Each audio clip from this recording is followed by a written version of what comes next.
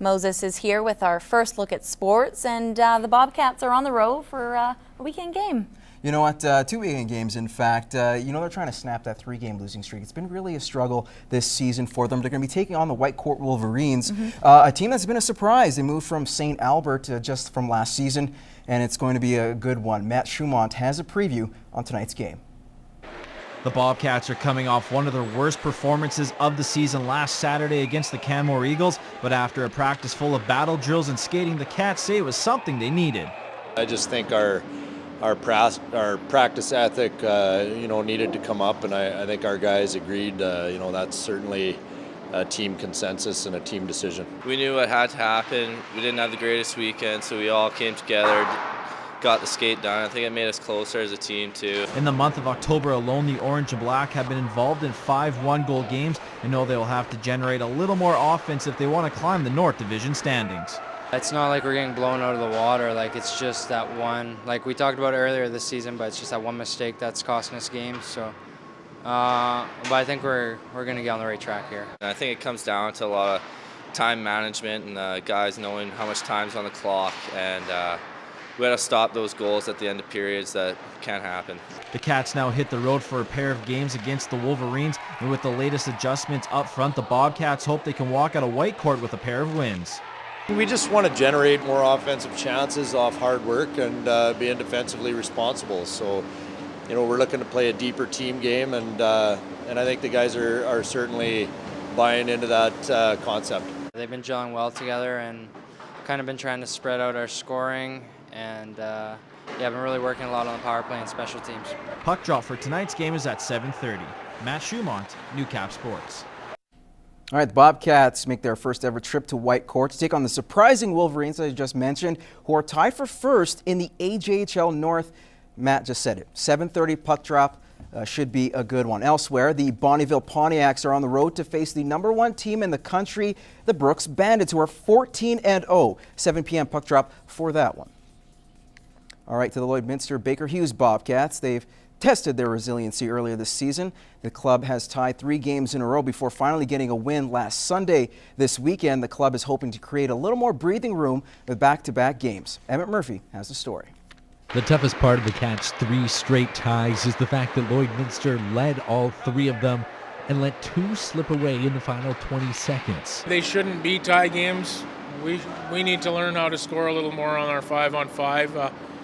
And, it's one of those things. If it keeps happening, I might start to be worried. But, 2 games in a row, it's not so bad.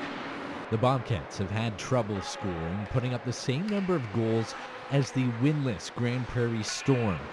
But their goaltending has been a saving grace, sitting 3rd best in Alberta.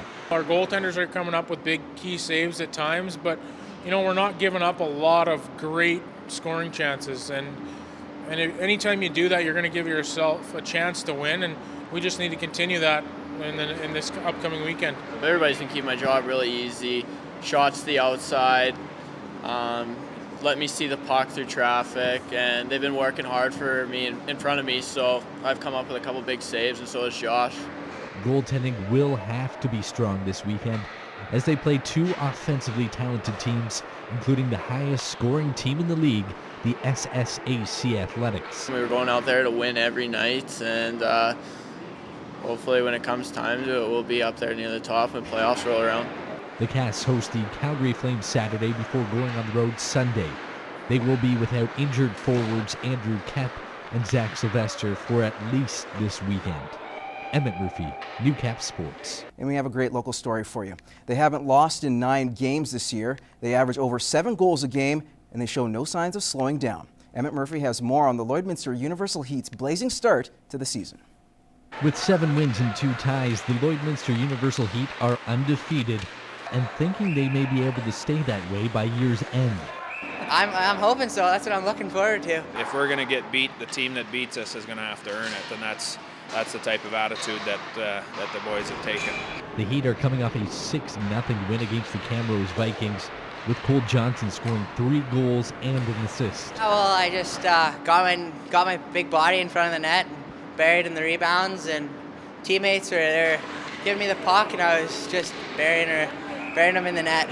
The Heat never let up against the severely overmatched visitors last weekend, and head coach Jason Clegg says he doesn't want his team to lay up the gas against any opponents. The standard they've set this year, we're going to see every team's best effort. So no matter where they are in the standings, we're going to see their best game because they're playing Lloyd.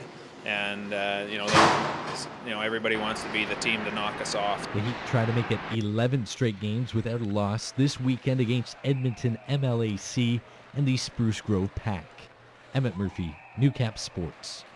All right, well, thanks a lot, Emmett. Now, after a dreadful 2011 campaign, the Lloyd Comp Barons regrouped this year and finished first in the South Division. Matt Schumont tells us the Barons are ready to get back to the Wheatland Football League Finals. After finishing at the top of the South Division, the Barons earned themselves a well-deserved bye, giving the team an extra week to heal injuries heading into the playoffs.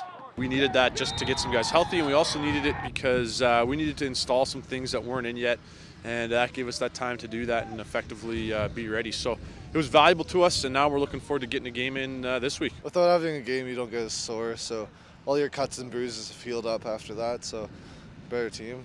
The extra week couldn't have come at a better time as quarterback Duke Young is expected to be back in the lineup after injuring his hand earlier in the season. You don't really realize how much you love football until you miss 4 weeks, 5 weeks, whatever it is. But I'm back now, and I'll be on the game somewhere. Might not be quarterback, might not be wherever, but I'll be out there. So it's really good as a team to have a grade 12 player like Duke come back, and hopefully everything will be good with that hand, and he'll be able to contribute on some level for us this weekend. Now the purple and gold get ready for a Week 4 rematch against the Cold Lake Royals. The Barons were successful and got the win, but know they will be playing a different Royals team come Saturday. They're a ground and pound team. They run the ball really hard, so we just got to shut them down with our D-line and force them to throw the ball, and we should be good.